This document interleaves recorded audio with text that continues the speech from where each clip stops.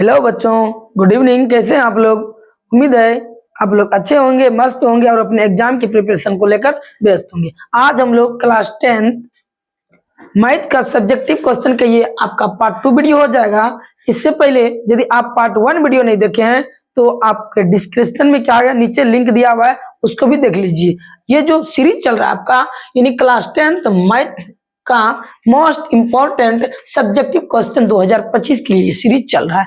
ठीक है, तो आप शुरू से लेकर अंत तक इस वीडियो को जरूर देखिएगा। ठीक है, और एग्जाम तक कम से कम मेरे साथ बने रहिए। ठीक है, तो आज हम लोग पार्ट 2 का ये पहला क्वेश्चन स्टार्ट करते हैं। ठीक है, समय को बर्बाद ना करते हुए, क्योंकि फिर इसके बाद पीके सर आएंगे इंग्लिश को लेकर। ठीक है, तो आज का क्वेश्चन, पहला क्वेश्चन क्या कह रहा है कि बहुपद 4x² - 9 का शून्य ज्ञात करना। एकदम प्यारा सा सवाल है, कोई यानी कि धरफड़ाने की बात नहीं है, आराम से। सबसे पहले दो गो प्यारा सा शब्द यहाँ लिख देना है, हल। ठीक है, सवाल बनाना है या पहले हल ही लिखना है। ठीक है, सवाल क्या लिखा है, 4x² - 9। ठीक है, कोई दिक्कत? साफ साफ दिख रहा है ना? ठीक है, क्या निकालना है, शून्य। इसको क्या करना है, शून्य के बराबर करना है। ठीक है, ये दे दिया, चुके लगाना है। ठीक है, x², ये माइनस में बराबर के उस पार में जाएगा तो क्या होगा, ये प्लस हो जाएगा। ठीक, 4x², छोटा छोटा सवाल है लेकिन अच्छा है। 0 में 9 जोड़ेंगे क्या होगा, 9 होगा। ये x² यही रहेगा, ये गुना में है, इधर आके क्या करेगा, भाग कर देगा। अब क्या करना है, इसका स्क्वायर हटाना है, x का वैल्यू फाइंड करना है, स्क्वायर। तो स्क्वायर हटाने के लिए दोनों साइड क्या करना है, रूट कर देना। ठीक है, दोनों साइड क्या करना है, रूट कर देना है। ये x², ठीक है, और ये इधर क्या है, 9/4। इसका स्क्वायर हटाने के लिए रूट किए तो इधर भी क्या होगा, रूट जाएगा। ठीक है, ये प्लस माइनस में इसका तो ये x² का वर्गमूल क्या होगा, x हो जाएगा। ठीक है, ये प्लस माइनस 9 का वर्गमूल 3, 4 का वर्गमूल क्या हो जाएगा, 2 हो जाएगा। ठीक है, अतः बहुपद इतना का जो शून्यक निकला, क्या निकला, ये निकला। ठीक है, शून्य क्या हो जाएगा, ये हो जाएगा। तो ये हो गया इस प्यारा सा क्वेश्चन का सही जवाब। ठीक है, उम्मीद है ये क्वेश्चन आपको बहुत ही अच्छे तरीके से समझ में आ गया होगा। ये क्वेश्चन बनता है शून्यक से। ठीक है, तो ध्यान दीजिएगा। ठीक है, स्क्रीनशॉट ले लीजिए, कॉपी कलम लेकर बैठना, आपको साथ ही साथ उतारते भी जाना है। ठीक है, अगला क्वेश्चन देखते हैं, क्वेश्चन नंबर 2। क्वेश्चन नंबर 2 क्या कह रहा है, देखिए क्वेश्चन नंबर 2 क्या कह रहा है कि परिमेय संख्या को परिभाषित कीजिए। परिमेय संख्या, परिमेय संख्या कहते किसे हैं? ठीक है, फ्रैक्शनल नंबर, परिमेय संख्या किसे कहते हैं?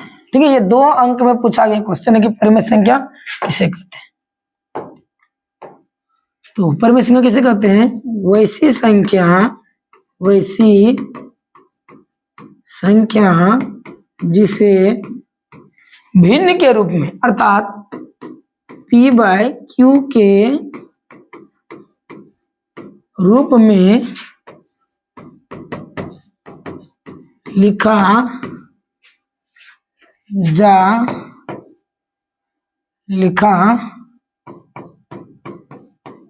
जा सके। ठीक है, उसको क्या बोलते हैं, परिमेय संख्या कहते हैं। ठीक है, जहां p और q एक पूर्णांक है, लेकिन ये हमेशा याद रखिएगा, नीचे वाला अंश बटे हर जो है ना q, इसका वैल्यू 0 नहीं होना चाहिए, इस बात को भी ध्यान देना। ठीक है, अर्थात ठीक है, वैसी संख्या जिसे भिन्न के रूप में लिख सकते हैं, अर्थात यानी कि जिसके वैसा भिन्न जिसके अंश में हर से भाग देने पर पूरी भाग लग जाए, अर्थात वो क्या हो, यानी जब पूरी भाग लगेगा तो वो संतुष्ट होगा। ठीक है, यानी कि शांत होगा। ठीक है, जो शांत होगा उसी को p/q के रूप में लिखा जा सकता है। मतलब नीचे 0 नहीं आना चाहिए, इस बात को ध्यान रखना। जिससे 1/2, ठीक है, ये बट्टे में है। ठीक है, नीचे 0 नहीं ना है, ये p, ये q का मान 0 नहीं। ठीक है, ये 0 मतलब 0 क्या है, परिमेय की वो परिमेय है। सर 0 परिमेय है, क्योंकि 0 में 1 से भाग लगेगा, ये p का मान कुछ भी हो जाएगा चलेगा, लेकिन नीचे वाला यानी कि क्यू सॉरी हाँ क्यू का वैल्यू 0 नहीं होना चाहिए। ठीक है, जैसे और ले लीजिए ये 22/7 ले लीजिए। ठीक है, जैसे √16 ले लीजिए। ठीक है, √16 क्या है, परिमेय संख्या है कि अपरिमेय है, आप लोग कमेंट करके बताइए। तो दो √16 का वर्गमूल क्या होगा 4। ठीक है, 4 के नीचे कुछ नहीं क्या है 1 है, ये p/q के रूप में लिखा जा सकता है। तो वैसी ठीक है संख्या जिसे p/q के रूप में लिख सकते हैं वो सारी की सारी संख्याएं क्या होगी, ठीक है, परिमेय संख्या। बहुत सारा फंसाने के लिए क्वेश्चन देगा। ठीक है, कि √16/√9, तो ये 16 का वर्गमूल 4, 3 का वर्गमूल 9, ये क्या हो जाएगा परिमेय संख्या, जिसका पूरा पूरी क्या निकल जाए वर्गमूल निकल जाए। तो ये उम्मीद है कि क्वेश्चन नंबर 2 भी आपको समझ में आ गया होगा। यहाँ से ऑब्जेक्टिव क्वेश्चन भी बनता है।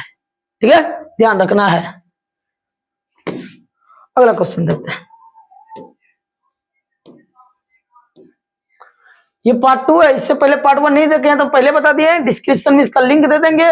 पार्ट 1 वीडियो को भी देख लेना है सीरीज से, यानी कि आराम से देखिएगा तब ना, टोटल सीरीज को देखिए तब कंप्लीट होगा, तब आपको समझ में भी आएगा। ठीक है, देखते हैं अगला क्वेश्चन क्या बोल रहा है। ये देखिए आपका यहाँ फिगर दिया हुआ है कि ABC एक त्रिभुज है जिसमें BC भुजा BC के समांतर क्या है रेखा DE है। ठीक है, तो क्या करना है x का वैल्यू, ये x का वैल्यू फाइंड करना है। ठीक है, तो हम लोग क्या जानते हैं थेल्स प्रमेय से, थेल्स प्रमेय से क्या जानते हैं, ये AD/DB बराबर क्या होगा AE/AC हो जाएगा। AE/ क्या यानी थेल्स प्रमेय क्या कहता है, किसी त्रिभुज के तीसरी भुजा के समांतर एक भुजा, इन तीसरी भुजा के समांतर कोई रेखा खींची जाए तो अन्य दो भुजाएं एक अनुपात में विभाजित होती है। ये AD/DB बराबर AE/AC, आपको यानी कि प्रमेय भी पढ़ा है इसका। ठीक है, ये हो जाएगा। अब यहाँ से देखिए AD का वैल्यू क्या है x है, DB का वैल्यू क्या है 16 है, AE का मान क्या है 34 है, और EC का मान कितना है 17 है। ये क्या हो गया 17 × 17, 17 दूनी 34, x यही रहेगा, ये क्रॉस मल्टीप्लाई हो जाएगा, इसलिए x बराबर कितना हो गया 16 दूनी 32 हो गया। x का वैल्यू कितना हो गया 16 दूनी 32 हो गया। x का मान यहाँ कितना हो गया 32। ठीक है, 32 हो गया। समझ में आया। यहां से भी हो 2 नंबर क्वेश्चन प्लस 1 नंबर दोनों बनता है, ध्यान रखिएगा।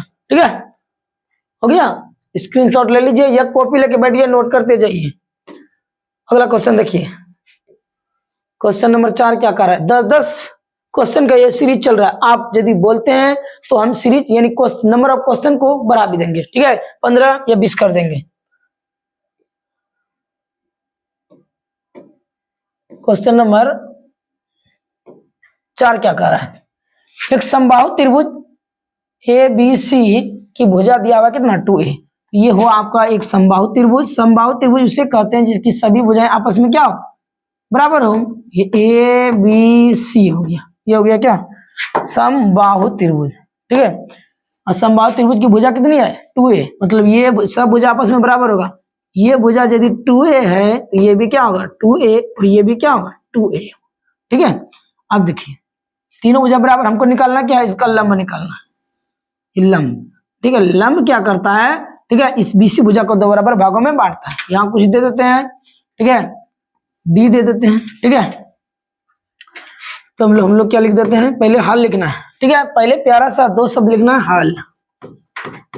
ठीक है, मान लेते माना, ऐसे तो दिया हुआ है ही। ठीक है, माना ABC एक समबाहु कैसा त्रिभुज है, समबाहु त्रिभुज है। ठीक है, जिसकी भुजा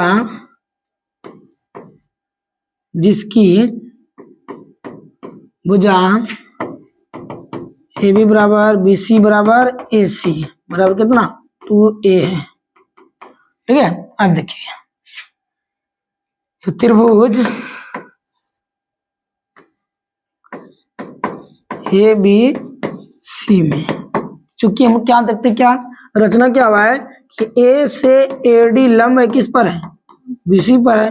ठीक है, ये AD लंब किस पर डाले BC पर, तो ये एडी क्या किया, इस बीसी भुजा को दो बराबर भागों में बांट दिया, इसलिए क्या हो जाएगा, ठीक है, ये बीडी बराबर डीसी बराबर ये बीसी का क्या हो जाएगा आधा, और बीसी का मान कितना है 2a है, 2 में 2 से भाग देंगे कट जाएगा, तो बराबर क्या निकलेगा a। मतलब क्या सर, यहां से यहां तक बीडी का मान a और ये डीसी का भी मान कितना a। अब हमको निकालना क्या है, ये शीर्षलंब निकालना, क्या निकालना, शीर्षलंब। तो दोनों में से दिया एक त्रिभुज ये बना, एक त्रिभुज ये बना, ठीक है, तो कोई एक त्रिभुज को लेकर हम शीर्षलंब निकाल सकते हैं, ठीक है। तो a निकल गया, अब हमको निकालना इसका शीर्षलंब, ठीक है, ए डी बी ही ले लेते हैं, आपका यदि इच्छा करे तो ए डी सी लीजिए, ठीक है। अब क्या करेंगे, अब समकोण त्रिभुज ए डी बी में देखिए ये 90 डिग्री है, 90 डिग्री के सामने का भुजा क्या होता है, कर्ण। तो कर्ण के 4 कर्ण यहाँ लिखे, कर्ण का मान कितना दिया है 2a दिया है, ठीक है। ये भुजा आधार यानी कि क्या है, आधार आपका बीडी कितना है a है, हमको निकालना है L4 लंब, ठीक है। लंब आपका क्या है एडी, लंब आपका एडी है, ठीक है। तो समकोण त्रिभुज में किसका प्रमेय लगता है, पाइथागोरस का। तो पाइथागोरस प्रमेय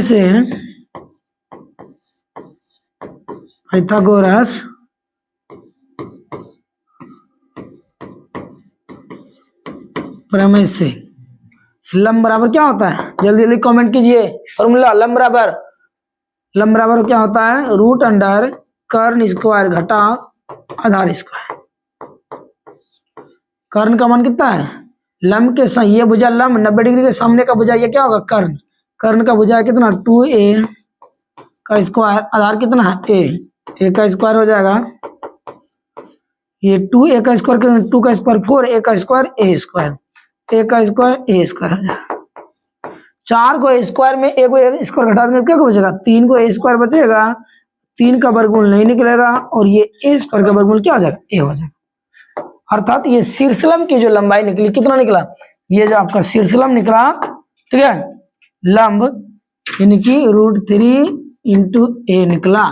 बस समझ में आया, कहीं कोई दिक्कत तो कमेंट करके बताइए, ठीक है, हम कोशिश करेंगे आपके कमेंट का जवाब देने का, ठीक है। या फिर कहीं कोई और भी सवाल हो आपसे नहीं बन रहा हो तो आप कमेंट बॉक्स में लिखकर उस सवाल को सेंड भी कर सकते हैं, ठीक है। हम अगले पार्ट में उस सवाल को मेंशन कर लेंगे, ठीक है। बढ़ते हैं आगे, क्वेश्चन नंबर 5 क्या कह रहा है, क्वेश्चन नंबर 5 देखते हैं, क्वेश्चन नंबर 5 क्या कह रहा है, क्या बोल रहा है कि 7 सेंटीमीटर त्रिज्या वाले अर्धवृत्त की क्या करना है, परिधि निकालना। ये आपका क्या है अर्धवृत्त, क्या है अर्धवृत्त, और इसकी त्रिज्या कितनी है 7 सेंटीमीटर, ठीक है। इसका आपको क्या निकालना है, परिधि निकालना है। तो देखिए सबसे पहले यहाँ हल लिखना है आपको, ठीक है, उसके बाद दिया है कि दिया है त्रिज्या, दिया है क्या दिया है, अर्धवृत्त की त्रिज्या r बराबर कितना है 7 सेंटीमीटर, ठीक है। निकालना क्या है अर्धवृत्त का परिधि, ठीक है। तो अर्धवृत्त की परिधि क्या होता है, ठीक है। तो वृत्त का देखो निकालने के लिए सीखो, वृत्त का परिधि क्या होता है 2πr, ठीक है। लेकिन अर्धवृत्त का बोला मतलब आधा वृत्त का दिया 2 से भाग लग जाएगा, ये हो गया πr प्लस ये r जो 2 बार घूमेगा इसके लिए 2r, ये हो जाएगा, ठीक है। ये यहाँ r कॉमन आ रहा है, हम चाहते तो एक ही बार लिख देते लेकिन आपको सिखा रहे हैं, सीखिए कैसे होता है। r कॉमन आ गया, यहाँ क्या बचा पाई, यहाँ बचा 2, ठीक है। अब देखिए r का मान कितना दिया है, r का मान 7 है, यहाँ 7 बैठा देंगे।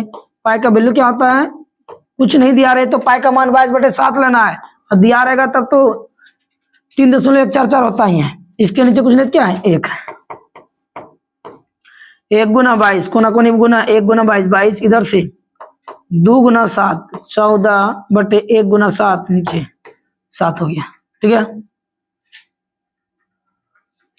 इधर लिख देते हैं, ठीक है। ये 7 इंटू जोड़ेंगे तो कितना होगा 36/7, ये ब्रैकेट से बाहर होगा तो 36 बटे क्या हो गया 7, 7 से 7 कट जाएगा, ये कितना बचा ये आपका बच गया 36 सेंटीमीटर है, तो क्या हो जाएगा सेंटीमीटर स्क्वायर। ये हो गया इस क्वेश्चन का सही उत्तर। ठीक है, तो क्वेश्चन नंबर 7 कैसा लगा कमेंट करके बताइए, क्वेश्चन कैसा है। ठीक है, क्वेश्चन का लेवल कैसा है। ठीक है, आपके एग्जाम के लेवल से ये अच्छा क्वेश्चन है। ठीक है, आपको भले लग रहा होगा कि ये आसान क्वेश्चन है, आसान नहीं है मेरे दोस्त ये क्वेश्चन। ठीक है, एग्जाम में कई बार रिपीट हो गया है। ठीक है, भारी क्वेश्चन बनाने से ही क्या होगा, जो आपके एग्जाम में नहीं आया, इसलिए तो लिखे थंबनेल में, पढ़े वही जो आपके एग्जाम में टकरा है। ठीक है, ये डायरेक्ट आपके एग्जाम की प्रिपरेशन को लेकर है। ठीक है, इसलिए मेरे साथ बने रहिए, एग्जाम तक बने रहिए, आपका सारा दुख दर्द खत्म कर देंगे। ठीक है, अगला क्वेश्चन क्या बोल रहा है कि के किस मान के लिए के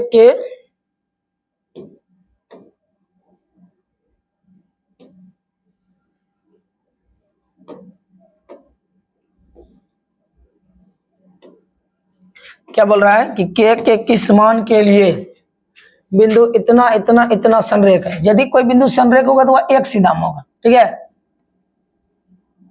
8 1 यदि संरेख होगा तो एक सीधा में ही होगा, मतलब ये के -4 और ये क्या है 2 -5 ध्यान दीजिएगा, इसमें 3 बिंदु, तो ये इसको x1 इसको y1, ठीक है, ये x2 ये y2 का वैल्यू हो जाएगा।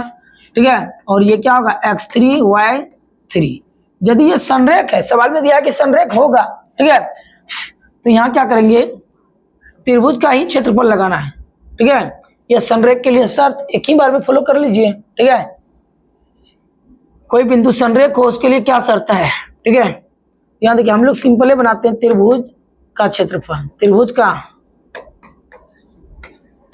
क्षेत्रफल क्या होता है, त्रिभुज का क्षेत्रफल यदि संरेख होगा तो इसको 0 के बराबर कर देते हैं। ठीक है, त्रिभुज का क्षेत्रफल बराबर क्या कर देते हैं 0। ठीक है, और त्रिभुज का क्षेत्रफल क्या होता है 1/2 x1 into y2 minus y3 plus x2 into y3 minus y1 plus x3 into y1 minus y2। ठीक है, फॉर्मूला याद रखना बहुत जरूरी है, फॉर्मूला यदि गलत होगा तो सवाल गलत हो जाएगा। ठीक है, अब देखिए यहाँ पर लिख दीजिए समरूप के लिए शर्त, समरूप के लिए शर्त।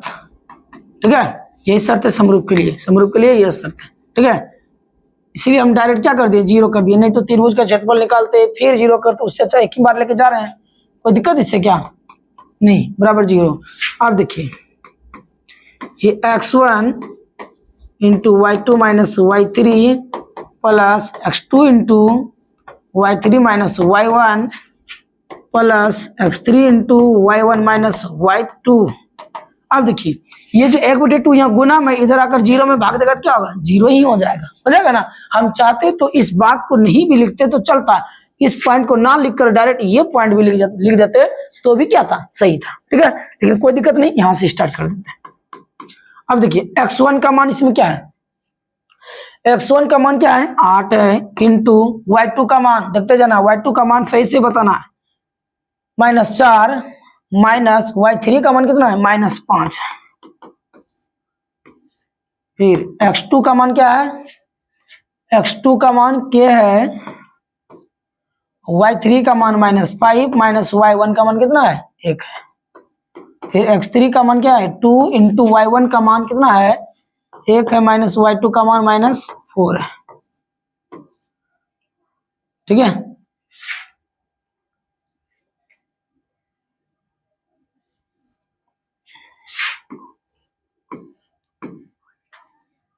ये छूट गया था, बराबर 0। ये माइनस गुना माइनस क्या हो जाएगा प्लस हो जाएगा, के इंटू ये माइनस माइनस प्लस। ठीक है, 2 इंटू माइनस यानी क्या हो जाएगा 1, ये माइनस गुना माइनस प्लस। ठीक है, बराबर 0। 8 इंटू 5 में 4 घटेगा क्या होगा 1। अच्छा, के इंटू -6 प्लस 2 इंटू 4 1 5 बराबर 0। 8 गुना 1, 8 गुना 1 क्या होगा 8 होगा, प्लस या प्लस और ये माइनस, प्लस माइनस माइनस 6 गुना के 6 के प्लस 2 गुना 5 कितना होगा 10 बराबर 0। ठीक है, देखते जाइए कहीं कोई दिक्कत हो रहा है तो बताइए, कैमरा में आ रहा है ना। ठीक है, उसके बाद ये समान जात जुड़ जाएगा, ये दोनों क्या है एक जात है, दोनों को जोड़ दीजिए 10 8 कितना होगा 18 माइनस 6 के, ठीक है बराबर 0। अब देखिए इसको ब्रैकेट से बाहर कीजिए, 18 यही रहेगा, माइनस में तो उधर जाके क्या होगा 0 को उस पार में जाएगा तो ये क्या हो जाएगा प्लस 6 के 18 जोड़ेंगे 6 के, ठीक है ये के यही रहेगा, 6 गुना में इधर आकर क्या करेगा भाग देगा, कट जाएगा छोटिया 18, तो 3 बराबर के, इसीलिए के का मान क्या निकला 3 निकला। कोई दिक्कत क्या करो, कोनो दिक्कत तो बताओ, ये तनी कमेंट करके हो विद्यार्थी जी। ठीक है, कहीं किसी को दिक्कत हो रहा है तो कमेंट करके आप लोग बताइए। ठीक है, के का मान यहाँ क्या निकला 3 निकला, के का मान 3 निकला। तो उम्मीद है ये क्वेश्चन भी आपको समझ में आ गया, ये समरूप नहीं, ठीक है क्या था संरेख होगा यहाँ। ठीक है, ये क्या होगा संरेख के लिए शर्त होगा। ठीक है, तो ये सब छोटी मोटी बात को भी ध्यान देना है। ठीक है, यहाँ हल छूट गया था, ये भी आपको लिख ही देना है। ठीक है, तो ये क्वेश्चन उम्मीद है आपको समझ में आया होगा। यहाँ से एक क्वेश्चन चाहे तो त्रिभुज का क्षेत्रफल या फिर संरेख वाला सवाल आना ही आना है। ठीक है, तो इसकी स्क्रीनशॉट ले लीजिए। ठीक है, और यदि आपको लिखना है तो वीडियो को पॉज कीजिए, लिख लीजिए, उसके बाद आगे बढ़ते हैं। अगला क्वेश्चन, क्वेश्चन नंबर 7 देखते हैं। क्वेश्चन नंबर 7 क्या कह रहा है, क्वेश्चन नंबर 7 कह रहा है कि किसी वलय की, ये कोई वलय, वलय का मतलब रिंग, ठीक है ये वलय है, ठीक है जिसका केंद्र दोनों का क्या है सेम है, 2 गो वलय दे दिए। ठीक है, मान लीजिए वलय बड़े वाले वलय की त्रिज्या R1 है और छोटे वाला का R1 R1 R1 R1।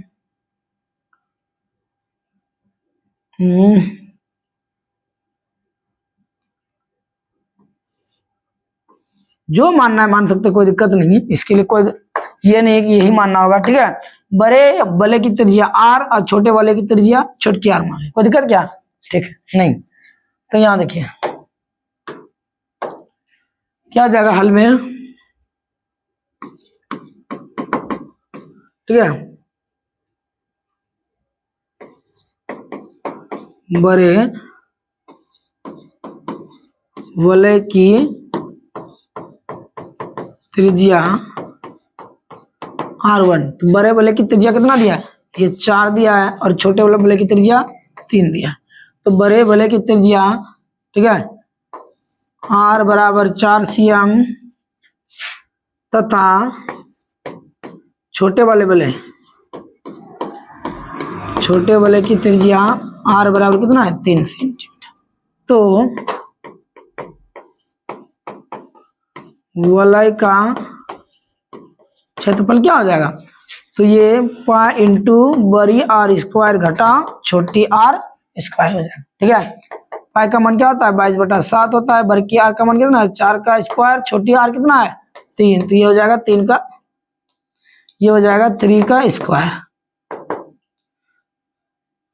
ये 22/7 हो गया, दिख रहा है 4 का स्क्वायर 16, 3 का स्क्वायर 9, ये हो गया 22/7, 16 में हो गया 7, 22/7, ये ब्रैकेट से बाहर होगा 7 से 7 कट जाएगा, बराबर कितना बचा 22। ठीक है, क्षेत्रफल है ये क्या जाएगा सेंटीमीटर स्क्वायर हो जाएगा, हो राजा। ठीक है, तो इस सवाल को समझने में कहीं किसी को कोई किंतु परंतु तो आप कमेंट करके बताइए कि हाँ सर यहाँ ये प्रॉब्लम है नहीं है। ठीक है, और वीडियो कैसा लग रहा है ये भी आप साथ में हमें फीडबैक जरूर दीजिए। ठीक है, बढ़ते हैं अगले क्वेश्चन की ओर। अब एग्जाम नजदीक है, ठीक है कॉपी कलम लेके बैठिए, घूमने से काम चलेगा नहीं। ठीक है, क्या बोल रहा है कि समांतर श्रेणी, यानी सवाल है आपका एपी का। ठीक है, ये आपका दिया हुआ है क्या AP 3 8 13 dot dot dot dot dot dot dot dot दे ले। ठीक है, तो यानी कि एपी इतना इतना इतना का कौन सा पद क्या है, कौन सा पद 78 है, मतलब क्या, सबसे पहले हल लिख दी। ये जो आपका एपी दिया है समझा देते हैं, 3 8 13 उसके बाद 18, ये डॉट डॉट डॉट डॉट चलने जा रहा है। अब पूछ रहा है, ठीक है पूछ रहा है कि ये देखिए ये सवाल का क्या है, ये पहला पद है, ये दूसरा पद है, ये तीसरा पद है, ये चौथा पद है।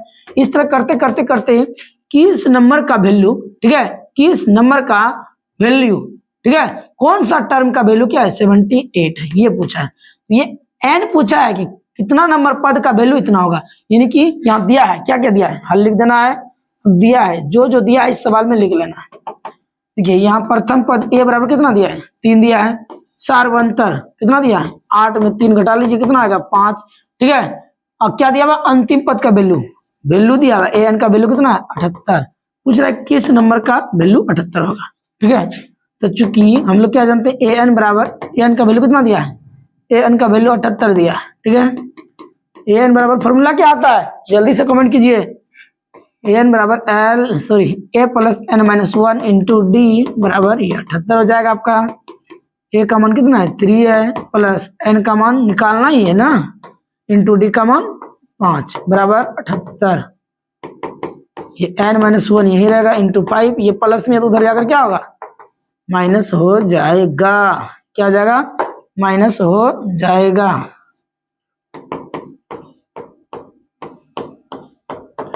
कितना हो गया 75, ठीक है।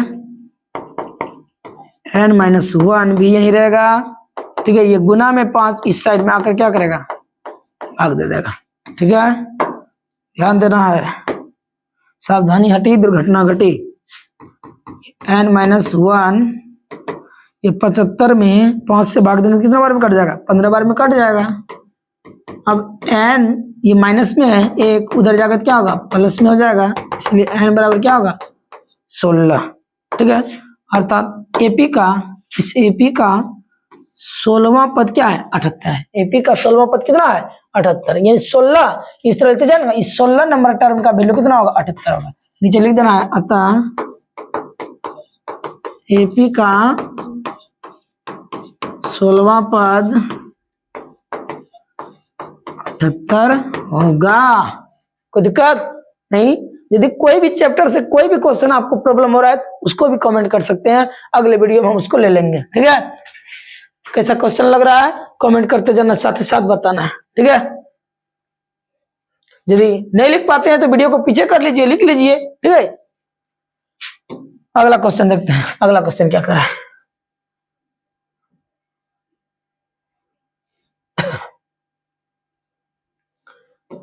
देखिए अगला क्वेश्चन क्या कर रहा है कि 8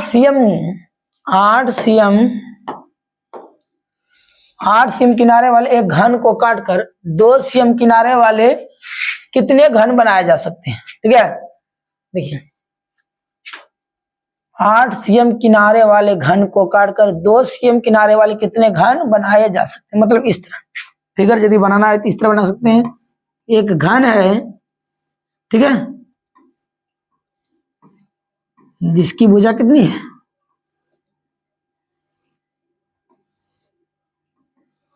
8 है, ठीक है। इसी घन को काटना है और इस तरह 2 सेंटीमीटर वाले कितने घन बना सकते हैं, कितने घन बना सकते हैं, ठीक है। तो इसको डायरेक्ट ही बना देते हैं, ठीक है। अभीष्ट घनों की संख्या, ये बड़े घन का आयतन, बड़े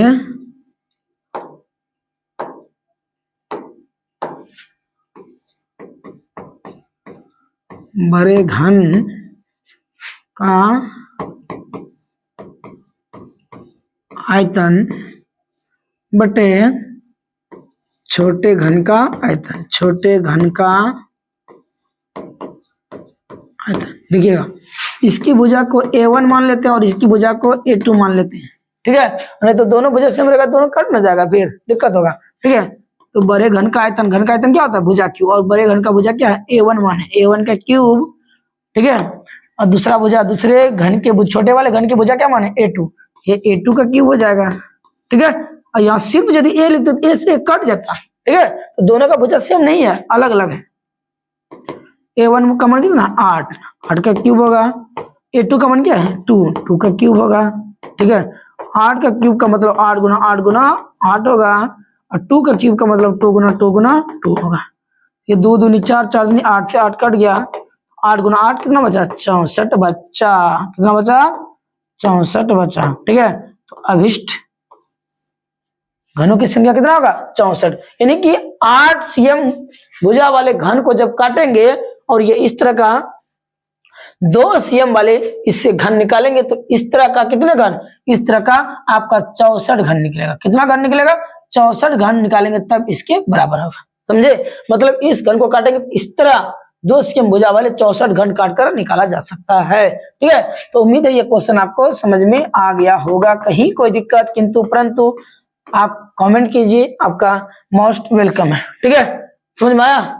स्क्रीनशॉट लीजिए, जल्दी से नोट कीजिए, साथ साथ कॉपी कलम लेके बैठिए। ठीक है, ऑफलाइन में टाइम नहीं है कि रिवीजन करा सके। ठीक है, सिलेबस का लोड है, 12th वाले को पढ़ाना है, 11th वाले को पढ़ाना है, 9, 10, 6, 7 सबको पढ़ाना है, तो क्या कर सकते हैं। ठीक है, बढ़ते हैं आगे। इसलिए ऑनलाइन तो आपको आना ही पड़ेगा।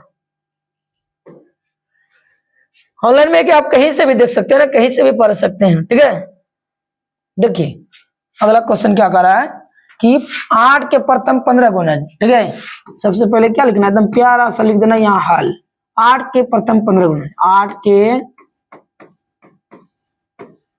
प्रथम 15 गुणज, गुणजों का योग ज्ञात करना है क्या? ठीक है, 8 के प्रथम 15 गुण, प्रथम 15 गुणज मतलब क्या हुआ? ये जो दिया हुआ है 8 का गुण है 8, 16, 8 या 24, dot dot dot dot dot dot कर ले इस तरह का ये पहला, दूसरा, तीसरा, चौथा, पांचवा, छठा इस तरह कर ले 15 संख्या लिखना है। उसके बाद इसको लिखने के बाद इसका जो टोटल जो का योग आएगा वह पूछा है। मतलब क्या? मतलब सर समझे नहीं, यहाँ देखिए दिया है ए का वैल्यू कितना हो जाएगा? 8, डी आप यहां से निकाल लो, 16 में 8 घटाएंगे, बाद वाले में पहले वाले घटाना है, तो ये 8 हो गया। ठीक है, यहाँ एन का वैल्यू क्या दिया है? एन का वैल्यू 15 दिया है। आपको इस 15 पद का योग पूछा है, एस एन बराबर व्हाट। ठीक है, तो हम लोग क्या जानते हैं? एस एन बराबर n/2 into 2a plus n-1 into D होता है। ठीक है, ये भी हो जाएगा। तो n का वैल्यू कितना पद है? 15/2, 2 गुना ए का मान कितना है? ए का मान 8 हो जाएगा, प्लस n का मान 15 - 1 इंटू डी का मान भी 8 है। ठीक हो गया।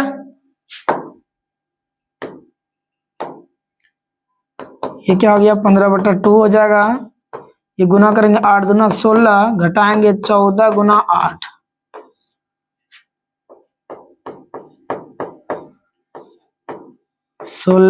ये 14, 8 72 से। ठीक है, ये हो जाएगा 15/2, जोड़ेंगे कितना होगा? 128, 15/2 है, 15/2, ये ब्रैकेट से बाहर होगा, क्या होगा? गुना होगा। अब कटा दीजिए, 2 एकम 2, 6 दूनी 12, 4 दूनी 8, 15 गुना क्या होगा? 64, गुना कर दीजिए।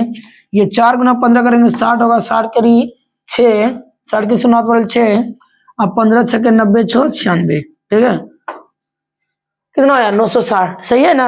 आप लोग भी बना के देखिए। ठीक है, तो 8 के प्रथम 15 गुणजों को यदि योग ज्ञात करना है, योग 15वां पद ने योग ज्ञात करने बोलेगा तो एसएन।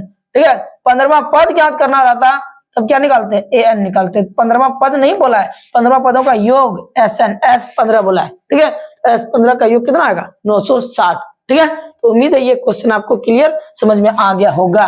ठीक है, तो ये था आज के वीडियो का, क्लास का लास्ट क्वेश्चन। ठीक है, उम्मीद है ये सेशन आपको पूरी तरह से समझ में आया होगा।